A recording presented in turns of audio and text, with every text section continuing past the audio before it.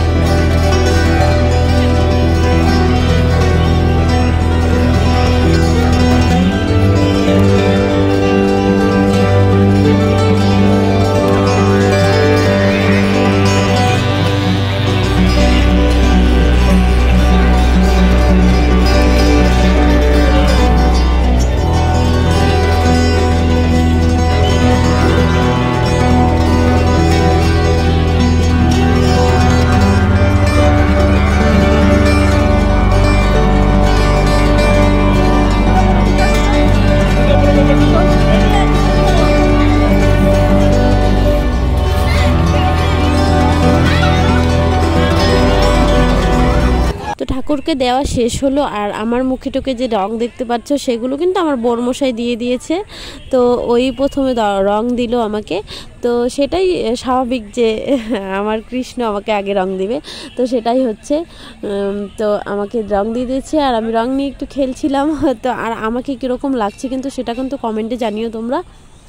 তো এখন হচ্ছে এখানে একটু ছবি টবি তুলে তারপরে কিন্তু চলে যাব স্টেডিয়ামে। তো চলো আমার সঙ্গে দেখতে থাকো ভিডিওটা।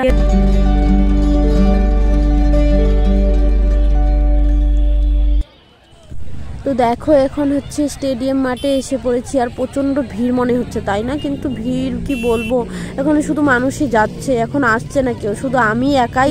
আমি বলেছি না আগেই যে আমি যেখানে যাই তার আগেই ওটা শেষ হয়ে যায়, তারপরে আমি পৌঁছোই। আমার একদম সব লেটে পৌঁছোই আমি সব জায়গায়, কি জানি গো, আমি এটাই বুঝতে পারি না যে আমি আগেই কেন পৌঁছতে পারি না। দেখো এখানে অনুষ্ঠান সব কিছুই শেষ, শুধু লোকজন, এখানে লোকজনের ভিড়, আমি অনুষ্ঠানটাই দেখতে পারলাম না। কোনোদিনও আমি দেখিনি যেটা, তো প্রচণ্ড আশা ছিল যে দেখবো, তো বাট কিচ্ছু দেখতে পারলাম না। আমার ভীষণই খারাপ লাগছে যে আমি মানে যাওয়ার আগেই সব কিছু শেষ হয়ে যাবে। আমি কেন এত লেট করে আসি, আমি বুঝতেই পারি না যে এত তাড়াতাড়ি আসবো ভাবি, সবসময় ভাবি যে আমি খুব তাড়াতাড়ি আসবো, বাট পারি না। আমি কেন জানে পারি না। আমি দেখো তো সব জায়গায় কি সুন্দর, মানে সবাই কত সুন্দর রঙিন হয়ে দাঁড়িয়ে আছে, সবাই কত সুন্দর দেখছিল, দেখে শেষ করে তারপরে সবাই ফেরার পথে আর আমি ঢুকছি তখন। বলো তো কি হতে পারে, এটা আমার ভীষণই খারাপ লাগছে। কিচ্ছু আমি দেখতে পারলাম না। এখন শুধু লোকজনগুলো দেখাচ্ছি, তোমাদেরকেও দেখাচ্ছি, আমিও দেখছি। ভালোই লাগছে না আমার। দেখো আমি কোনোবারে দেখিনি, সেটাও আমি দেখতে পারলাম না। আমি এত কেন যে লেট করি ভগবান জানি। কোন দিন যে আমি খুব তাড়াতাড়ি এসে পৌঁছাতে পারবো সব জায়গায়, কোনো জায়গায় তো আমি তাড়াতাড়ি পৌঁছাতে পারি না, তো সব জায়গায় তো লেটই হয়। আর এইদিকে দেখো ছেলে আর ওর বাবাকে দিয়ে দিয়েছে, রং দিয়ে দিচ্ছে। তো আমাকে দিয়ে দিয়েছিল, সেটা আমি দেখাতে পারিনি। আর ওইদিকে আর কি করব, এখানে থেকে তো চলে এসেছি বাড়ির দিকে, রওনা দিচ্ছিলাম। আর বরমশাই বলছিল যে কিছু খাওনি, তো সেই জন্য চলো খেয়ে নে। আমি হাতটা কিন্তু ভালো করে ধুয়ে নিয়েছি, তো প্রচণ্ড খিদেও পেয়েছিল, খেয়েছিলাম। আর এই দেখো বাড়িতে এসে পড়েছি, আর পেতনি হয়ে গেছি রঙে। অত মানে খেলেছি মোটামুটি। আর এখানেই কিন্তু ভিডিওটা শেষ করছি না। দেখো এটা হচ্ছে পরের দিনের ভিডিও, আর পরের দিনের হচ্ছে আমাদের গ্রাম্য পরিবেশে হোলি খেলা। তো এটাই দেখো গ্রাম্য পরিবেশ কাকে বলে, হোলি খেলা মানে এইভাবে হোলি খেলে, তাহলে তো হবে হোলি খেলা। তো সেটাই খেলছিলাম আমরা সবাই মিলে। আর তোমরা কিন্তু ভিডিওটা স্কিপ না করে দেখতে থাকো আমরা কীরকমভাবে হোলি খেলি।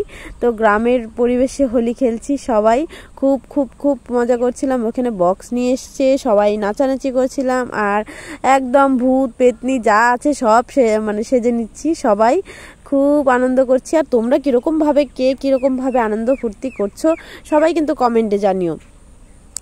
আর এই দেখো আমি সবাইকে কিন্তু রং মাখাচ্ছি। আর আমার রংটা ছিল কিন্তু নীল কালারের, তো নীল কালারটা ভীষণভাবেই লাগছিল শরীরে আর মুখে টুকে। সবাই বলছিল এটা কি কালার এনেছিস রে, তোর কালারটা তো ভীষণই বোঝা যাচ্ছে বেশি।